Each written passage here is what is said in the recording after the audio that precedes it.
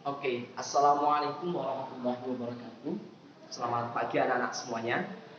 Pada kesempatan kali ini, Pak Fikri akan menjelaskan materi baru, materi selanjutnya.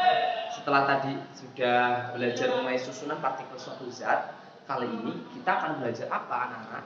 Kali ini kita akan belajar mengenai gaya tarik antar molekul, maksudnya antar partikel. Setelah tadi memang sudah di susunan partikel dan gaya tarik antar partikelnya, sekarang ada tambah lagi antar partikel yang sejenis dan tidak sejenis. Nah, materi yang patut dikatakan namanya adalah adhesi, kohesi, adhesi dan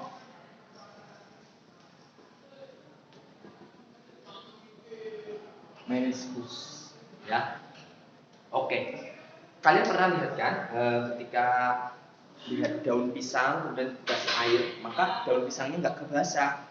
Contohnya lagi kalau ada air di atas daun talas seperti itu, maka airnya juga tidak membasahi daun talas. Mengapa itu bisa terjadi? Nah, maka kita akan bisa menjelaskannya melalui peristiwa tersebut. Oke, pertama apa itu sih kohesi?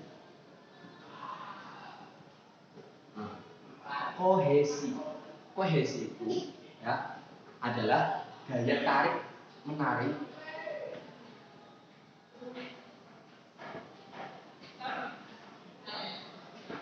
antara partikel yang sejenis.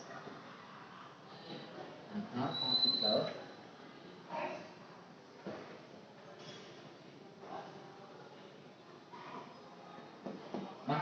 maksudnya apa? Nah, maksudnya ini ya ketika air ya tarik menarik dengan air, sama-sama air saling menarik. Nah, pada kohesi pada benda padat itu memiliki nilai kohesi yang paling besar atau sangat kuat. Ya, pada zat padat nilai kohesinya itu besar, ya, sehingga menyebabkan gaya tarik menarik antar partikel sejenis di dalam zat padat sendiri itu sangat kuat, ya, berdasarkan susunan yang tadi sudah dijelaskan kan, susunnya rapat dan gaya tariknya jelas, sehingga memang inilah yang menyebabkan benda padat ya tidak berubah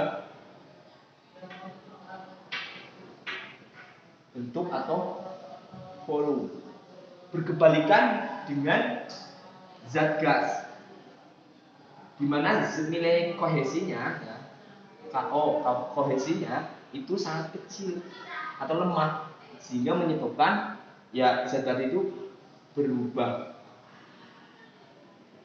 bentuk atau volumenya.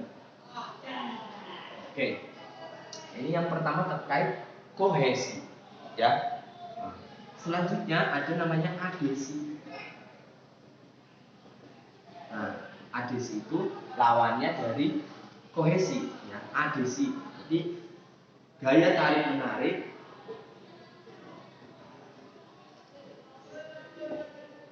antar partikel yang tidak sejenis, ya, sejenis. Contohnya ini, perhatikan, ini tinta, ya, menempel pada papan. Ini adalah beda, ya, ini satunya tinta, satunya berupa papan dan menempel. Nah, ini adalah salah satu contohnya, ya. Pertama, cat dengan kayu, atau mungkin dengan besi, atau mungkin dengan tembok, cat tembok. Bisa juga ini tinta dengan kertas.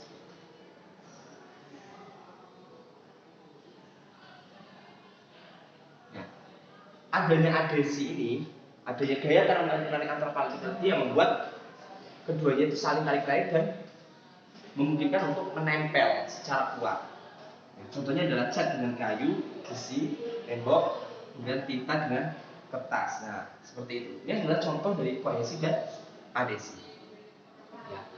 Selanjutnya nih, pengaruh gaya tarik menarik antar dari hal kohesi dan adhesi sendiri itu menyebabkan ada gaya tarik menarik antar partikel baik sejenis maupun tidak sejenis, ya.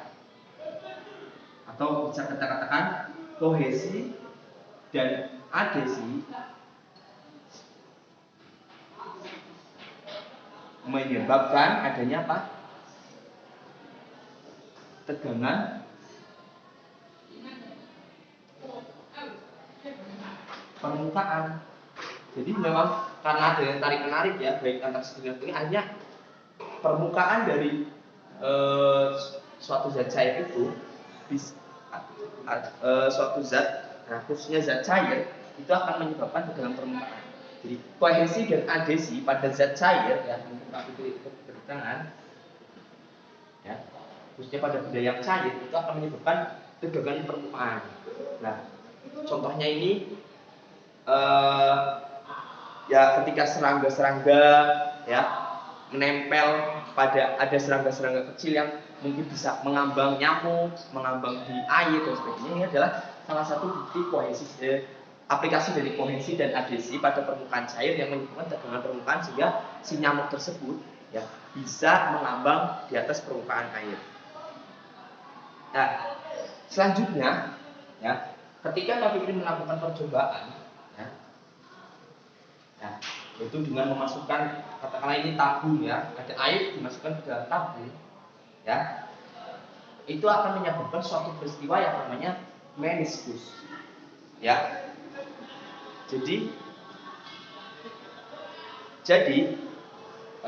ketika Pak Fikri menuangkan zat cair ke dalam sebuah tabung reaksi ya, maka di situ akan ada proses yang namanya meniskus, di mana meniskus sendiri adalah permukaan lengkung pada zat cair.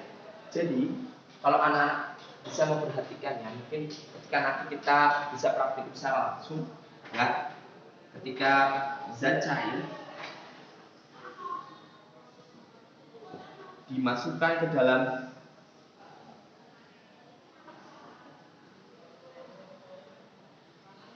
tabung, maka apa yang akan terjadi?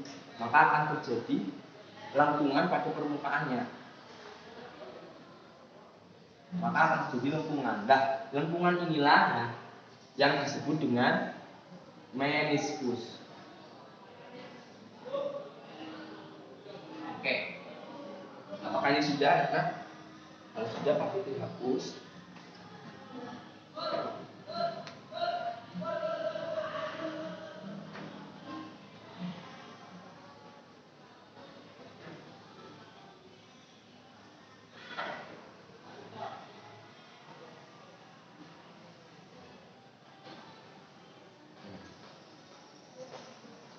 Oke, contohnya saja nih, Pak Fikri punya tabung, ya,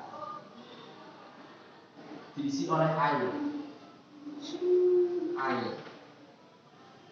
maka akan semakin terisikan. Maka, jika tidak ada peristiwa apapun, maka bentuknya dari permukaan cairnya itu akan melengkung seperti ini, ya. Akan melengkung.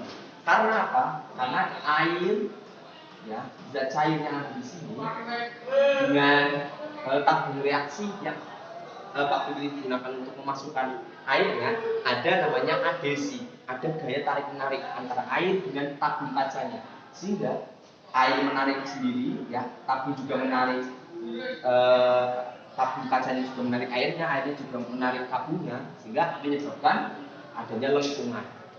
Namun sebaliknya, sehingga di peristiwa ini namanya adalah meniskus cekung, di mana nilai adhesi lebih besar daripada kohesi.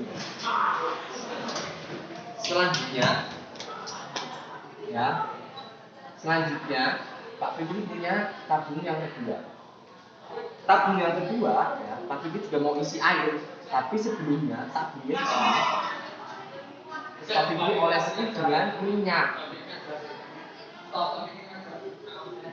Nah, diolesi dengan minyak. Nah, airnya dimasukkan ke dalam air. Nah, karena airnya kita tahu kan, maka airnya akan membentuk cekungan, air cembung. Karena apa? Karena air dengan minyak saling menarik, tidak bisa bersatu. Sehingga minyak saling menarik partikelnya itu sendiri. Sehingga pada proses tabung reaksi yang luarnya diolesi oleh minyak sehingga membentuk meniskus cembung permukaannya, maka disebut dengan meniskus cembung. Di mana nilai gaya tarik menarik antar partikel yang sejenis itu lebih kuat, sehingga proses meniskus cembung itu nilai kohesi itu lebih besar daripada adesi. Seperti itu. Peristiwa itu terjadi, adesi ini anak-anak bisa, contohnya adalah ketika anak-anak tadi daun pisang dikasih air, ya. Antara daun pisang ada zat yang menyebabkan airnya tidak menempel, dan airnya pun air pun menarik dirinya sendiri, tidak menarik lapisan pada daun, dan daunnya itu juga menarik diri sendiri atau melakukan kohesi masing-masing zat, sehingga hal itu menyebabkan meniskus cembung.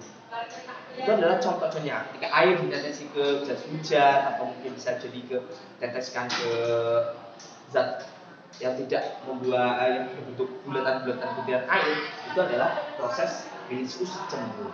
Nah, kalau meniskus cembung sendiri, ya ketika kita kena air, ya air yang meresap itu adalah bagian dari meniskus cembung, karena air itu juga masuk ke dalam zat yang lain dan saling menyambung. Oke.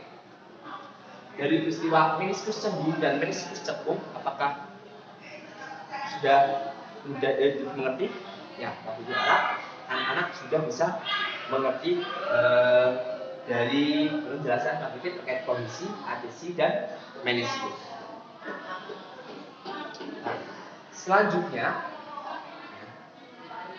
ya, Pak Fikri nanti akan menjelaskan mengenai kapilaritas dan massa jenis. Pak Fikri cukupkan pada kohesi dan adesi dan meniskus. Jika ada pertanyaan, anak bisa langsung bertanya ke Pak Fikri. Kurang lebihnya Pak Fikri mohon maaf. Assalamualaikum warahmatullahi wabarakatuh.